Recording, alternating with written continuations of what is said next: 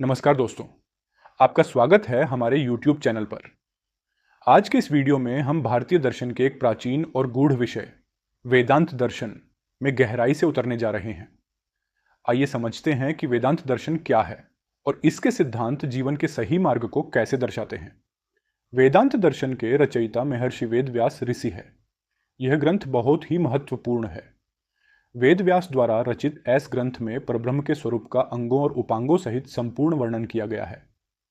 इसीलिए वेदांत दर्शन को ब्रह्मसूत्र के नाम से भी जाना जाता है। वेदांत दर्शन का मुख्य स्रोत उपनिषद को माना जाता है, जो वेदों के चरम सिद्धांतों का निदर्शन करता है। वेदांत दर्शन को उत्तर मीमांसा के नाम से भी जाना जाता है।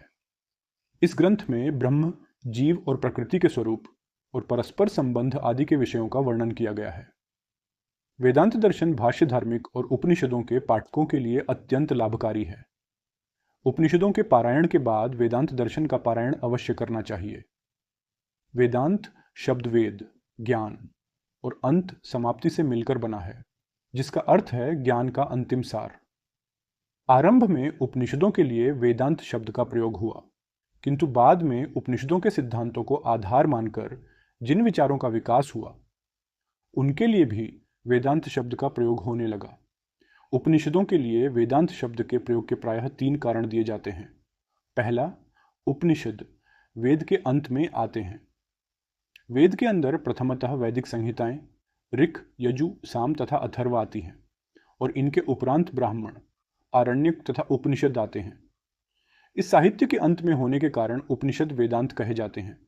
दूसरा, वैदिक अध्ययन की दृष्टि से भी उपनिषदों के अध्ययन की बारी अंत में आती थी।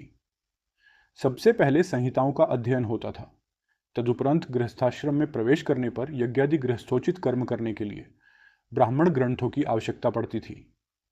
वानप्रस्थ या संन्यास आश्रम में प्रवेश करने पर आरण्यकों की आवश्यकता होती थी।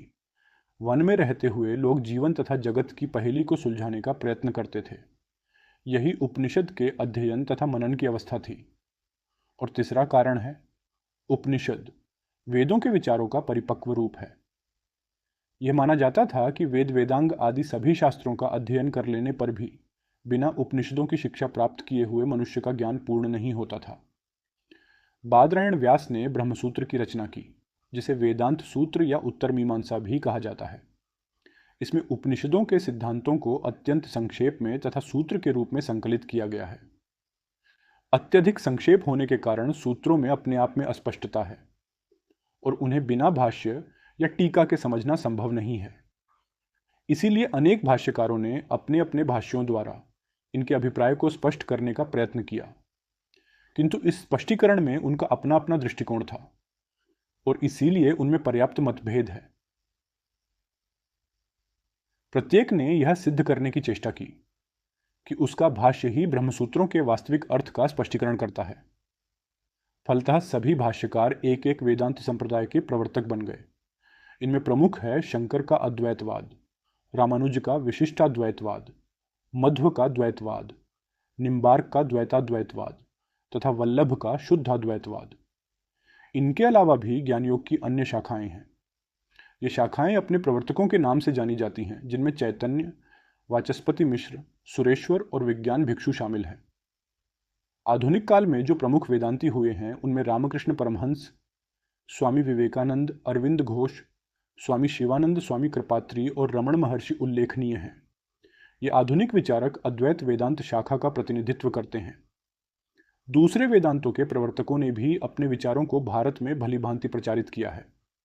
ऐतिहासिक रूप से किसी गुरु के लिए आचार्य बनने, समझे जाने के लिए वेदांत की पुस्तकों पर टीकाएं या भाष्य लिखने पड़ते हैं।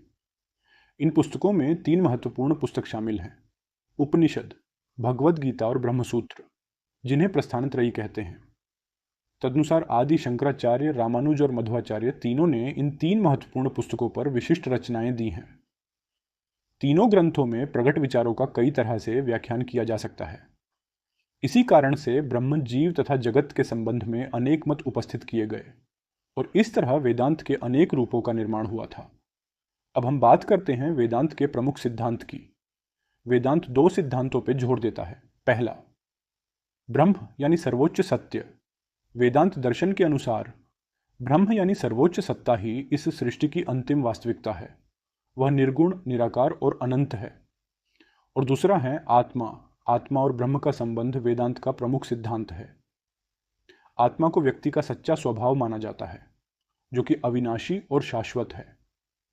आप इस पर चर्चा कर सकते हैं कि आत्मा और ब्रह्म को एक माना गया है, जिसे अहम ब्रह्मास्मि के सिद्धांत के रूप में जाना जाता है। आज हम देख सकते हैं कि आधुनिक वैज्ञानिक दृष्टिकोण और वेदांत दर्शन कैसे असंगत हैं। उदाहरण के लिए क्वांटम फिजिक्स में ब्रह्मांड की एकता और वेदांत के एकत्व सिद्धांत के बीच समानता पर प्रकाश डाला जा सकता है। इस वीडियो में फिलहाल इतना ही। इसे देखने के लिए आपका बहुत बहुत धन्यवाद। अगर आपको यह वीडियो जानकारीपूर्ण लगा हो तो कृपया इसे लाइक करें और हमारे चैनल को सब्सक्राइब करें। आपके कोई सवाल या विचार हो तो कृपया नीचे कमेंट करें। मैं आपके विचार जानने के लिए उत्सुक हूं। तब तक सीखते रहें, प्रेरित रहें और अपना ध्यान रखें। धन्यवाद।